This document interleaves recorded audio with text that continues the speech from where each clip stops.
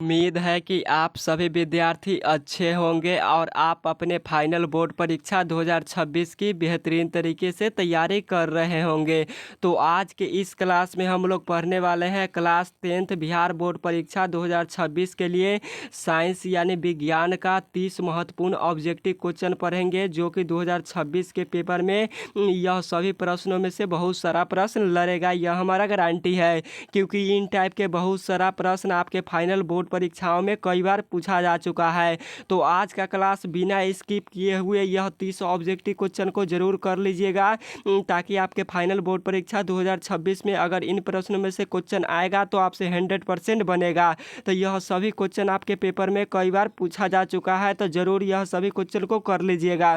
तो चलिए आज का क्लास हम लोग फाइनली स्टार्ट करते हैं। और उससे पहले आप सभी विद्यार्थी से एक रिक्वेस्ट है कि आप सभी विद्यार्थी इस चैनल पर अगर नए आए हैं तो चैनल को सब्सक्राइब कर लीजिए और वीडियो को लाइक करके अपने दोस्तों के पास इस वीडियो को शेयर जरूर कर दीजिएगा, ताकि आपके दोस्त भी यह 30 महत्वपूर्ण ऑब्जेक्टिव क्वेश्चन को कर पाए और उनका भी फाइनल बोर्ड परीक्षा की बेहतरीन तरीके से तैयारी हो पाए। तो इस चैनल को सब्सक्राइब और वीडियो को लाइक जरूर कर लीजिएगा। तो चलिए हम लोग फर्स्ट नंबर क्वेश्चन की तरफ चलते हैं और महत्वपूर्ण ऑब्जेक्टिव क्वेश्चन को करते हैं। फर्स्ट नंबर क्वेश्चन में पूछा गया है कि प्रकाश के किरण गमन करती है। तो प्रकाश के किरणें गमन करती है तो कैसे गमन करता है? तो क्या प्रकाश ऐसे जैसे जाता है? प्रकाश टेढ़ी मेढ़ी जाता है? प्रकाश बिल्कुल टेढ़ी मेढ़ी नहीं जाता है, प्रकाश एकदम सीधे जाता है। इस प्रकार से जाता है। किससे जाता है? तो प्रकाश एकदम सीधा जाता है। तो राइट आंसर ए होगा, प्रकाश सीधी रेखा में गमन करता है। तो 1 का राइट आंसर आपका ए वाला हो जाएगा, राइट ऑप्शन। तो आप लोग इसे याद कर लीजिएगा, वेरी वेरी इंपॉर्टेंट क्वेश्चन है। 2 नंबर क्वेश्चन में पूछा गया है कि सर्च लाइट का परावर्तक सतह होता है। तो सर्च लाइट का परावर्तक सतह किस दर्पण का होता है? तो सर्च लाइट का परावर्तक सतह अवतल दर्पण का होता है। 2 का राइट आंसर बी होगा, अवतल दर्पण का होता है सर्च लाइट का परावर्तक सतह। और रोगियों के कान, नाक, मुंह, गले इत्यादि के जांच के लिए भी अवतल दर्पण का प्रयोग ही किया जाता है, और डॉक्टरी क्षेत्रों में भी अवतल दर्पण का प्रयोग किया जाता है। तो यह सभी भी क्वेश्चन आपको साथ में याद करते चलना है, क्योंकि अगर फाइनल बोर्ड परीक्षा 2026 में अच्छे मार्क्स लाना चाह रहे हैं आप सभी विद्यार्थी, तो आपको यह सभी क्वेश्चन को बार के तरीके से पढ़ना पड़ेगा। नेक्स्ट नंबर क्वेश्चन है 3 नंबर क्वेश्चन में पूछा गया है कि निर्वात में प्रकाश की चाल क्या होती है? निर्वात में प्रकाश की चाल क्या होती है? तो निर्वात में प्रकाश की चाल 3 × 10⁸ मीटर प्रति सेकेंड होती है। 3 का राइट आंसर ए होगा, 3 × 10⁸ मीटर सेकेंड। और यह क्वेश्चन क्या हुआ है? तो आपके पेपर में लगातार पूछा गया है, साथ में 2025 के भी पेपर में यह क्वेश्चन आया हुआ है। तो आप लोग इसे ज़रूर याद कर लीजिएगा, क्योंकि यह क्वेश्चन लगातार आता है, इंपॉर्टेंट क्वेश्चन है, वेरी वेरी।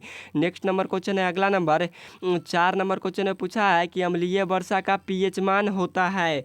तो अम्लीय वर्षा का पीएच मान कितना होता है? तो अम्लीय वर्षा का पीएच मान 5.6 से कम होता है।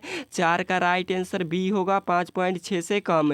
नेक्स्ट नंबर क्वेश्चन है अगला नंबर 5 नंबर क्वेश्चन में पूछा है कि मनुष्य के लार में कौन सा एंजाइम पाया जाता है? वेरी वेरी इंपॉर्टेंट क्वेश्चन है, पूछता है। तो मनुष्य के लार में कौन सा एंजाइम पाया जाता है? तो टाइलिन नामक एंजाइम पाया जाता है। 5 का राइट आंसर सी होगा, मनुष्य में टाइलिन नामक एंजाइम पाया जाता है। कहाँ? तो लार में। कहाँ पाया जाता है? तो लार में। तो आप लोग इसे याद कर लीजिएगा। अगला नंबर क्वेश्चन है 6 नंबर की अवतल लेंस की को कहते हैं। तो अवतल लेंस को क्या कहते हैं? तो अवतल लेंस को अपसारी लेंस भी कहा जाता है। 6 का राइट आंसर बी होगा, अपसारी लेंस भी कहते हैं। और उत्तल लेंस को अभिसारी लेंस कहते हैं। तो आज का क्लास काफ़ी ज़्यादा इंपॉर्टेंट होने वाला है, तो आप लोग शुरू से लास्ट तक जुड़कर यह 30 ऑब्जेक्टिव क्वेश्चन को कन्फर्म जरूर कर लीजिएगा। नेक्स्ट नंबर क्वेश्चन है 7 नंबर की मोटर गाड़ी के चालक के सामने कौन सा दर्पण लगा होता है? तो मोटर गाड़ी के चालक के सामने कौन सा दर्पण लगा होता है? तो उत्तल दर्पण लगा होता है। कौन सा दर्पण? तो उत्तल दर्पण लगा होता है। 7 का राइट आंसर बी होगा, उत्तल दर्पण लगा होता है। और क्वेश्चन पूछता है कि मोटर गाड़ी के अग्रदीप, तो मोटर गाड़ी के अग्रदीप को देखने के लिए कौन सा दर्पण प्रयोग किया जाता है? तो अवतल दर्पण, अग्रदीप अवतल दर्पण। तो आप लोग इसे जरूर याद रख लीजिएगा, 2026 के पेपर में क्वेश्चन आएगा। नेक्स्ट नंबर क्वेश्चन है 8 नंबर 8 नंबर क्वेश्चन तो काफ़ी ज़्यादा इंपॉर्टेंट है। क्वेश्चन पूछता है किस दर्पण की फोकस दूरी धनात्मक होती है। यह क्वेश्चन लगातार आया हुआ है आपके पेपर में। तो किस दर्पण की फोकस दूरी धनात्मक होती है, तो धनात्मक हमारा उत्तल दर्पण की फोकस दूरी होता है। 8 का राइट आंसर बी होगा। उत्तल दर्पण की फोकस दूरी धनात्मक होती है और अवतल दर्पण की फोकस दूरी ऋणात्मक होती है। तो आप लोग इसे भी याद रखिएगा। 9 नंबर क्वेश्चन है कि दही का जमने में किस प्रकार की क्रिया है।